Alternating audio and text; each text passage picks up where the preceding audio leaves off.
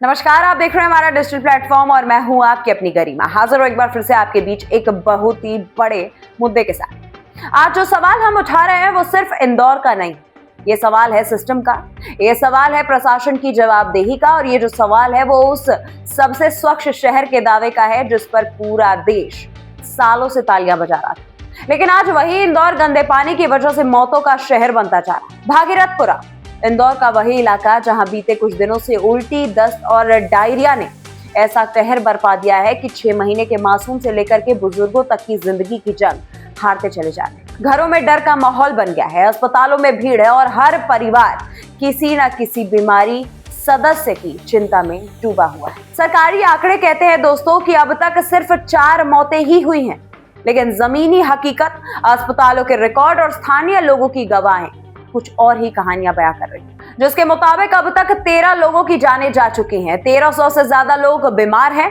और 100 से ज्यादा मरीज आज भी अस्पतालों में जिंदगी और मौत के बीच संघर्ष कर रहे हैं। अब सवाल उठता है कि आखिर ये सब हुआ क्यों? क्या इंदौर अचानक गंदा हो गया, या फिर सफाई के नाम पर सिर्फ सड़कों, चौराहों और होर्डिंग्स की तस्वीरें चमकाई जाती और अंदर का पूरा सिस्टम चुपचाप सड़ता रहा? पाइपलाइनें जर्जर होती रही और किसी ने समय रहते उस पर ध्यान नहीं दिया।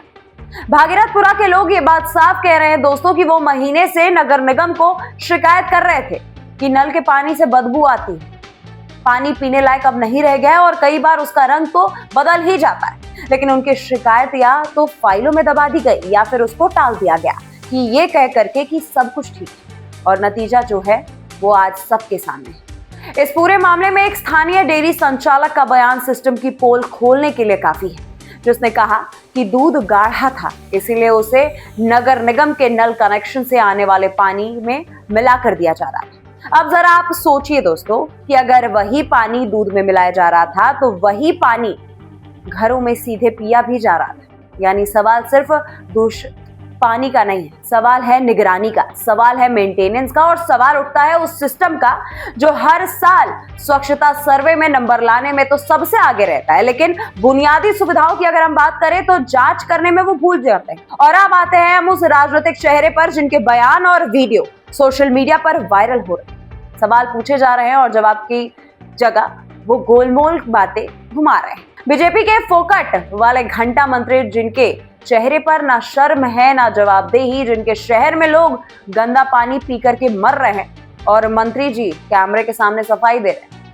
क्या इन्हें शर्म नहीं आती कि जिस शहर को मॉडल बताया जा रहा था वहां मासूम बच्चे डेरिया से दम तोड़ दे रहे हैं और ये लोग अभी इवेंट, बयान और बचाव में लगे हुए हैं। हालात इतने ज्यादा बिगड़ गए हैं कि मध्य प्रदेश हाईकोर्ट को खुद इस मामले में सख्त रुख अपनाना पड़ा और 2 जनहित याचिकाओं की सुनवाई के बाद इंदौर हाईकोर्ट ने नगर निगम और राज्य सरकार से स्टेटस रिपोर्ट तलब कर ली, जिसमें 2 जनवरी तक सरकार को यह बताना होगा कि पानी दूषित कैसे हुआ, इसके लिए जिम्मेदार कौन है और मौतों का सही आंकड़ा आखिर कितना है। सरकार की तरफ से यह कार्रवाई भी दिखाई जा रही है जो 2 अधिकारियों को सस्पेंड किया गया है, एक अधिकारी को बर्खास्त कर दिया गया है और वहीं जांच के लिए कमेटी का गठन भी कर दिया गया है। लेकिन असली सवाल अभी भी ये नहीं है दोस्तों कि कार्रवाई अब क्यों हो रही है। असली सवाल ये है कि जब लोग बीमार हो रहे थे, तब बच्चे अस्पताल पहुंच रहे थे, जब लगातार शिकायतें दर्ज हो रही थी, तब ये मंत्री और अफसर आखिर क्या कर रहे थे और क्यों ये लोग आंखें मूंद कर बैठे हुए थे। आज भागीरथपुरा के करीब 8000 घरों का सर्वे किया जा चुका है, लगभग 40,000 लोगों की जांच हुई है, 21 मेडिकल टीमें तैनात कर दी गई है। लेकिन क्या ये कदम पहले नहीं उठाया जा सकता, और क्या समय रहते कार्रवाई होती तो इतनी जानें बचाई नहीं जा सकती? आज भी 26 से ज्यादा मरीज आईसीयू में भर्ती हैं, हर घंटे हालात बदलते रह रहे हैं और प्रशासन अब तक मौत के सही आंकड़ों को लेकर के साफ साफ सच बोलने से बच रही। ऐसे में सवाल ये उठता है दोस्तों कि क्या इंदौर का क्लीन सिटी टैग सिर्फ एक ब्रांड बनकर रह गया? क्या सफाई का मतलब सिर्फ झाड़ू और कैमरा, या फिर नलों से आने वाले पानी की क्वालिटी और लोगों की जान भी उतनी ही जरूरी? आपको इस बारे में क्या लगता है दोस्तों? ये सिर्फ एक हादसा नहीं था, ये सिस्टम की चूक है, ये सत्ता की लापरवाही है, और अगर इससे सबक नहीं लिया गया तो अगला भागीरथपुरा किसी और शहर में भी हो सकता है। अब देखना यह होगा कि जांच सिर्फ कागजों तक सीमित रहती है या फिर वाकई जिम्मेदार मंत्री और अफसरों पर सख्त कार्रवाई होती है। आप इस बारे में क्या सोचते हैं? क्या ऐसे मंत्रियों से जवाबदेही तय होनी चाहिए या फिर हमेशा की तरह कुछ दिनों बाद ये मामला भी ठंडा कर दिया जाएगा?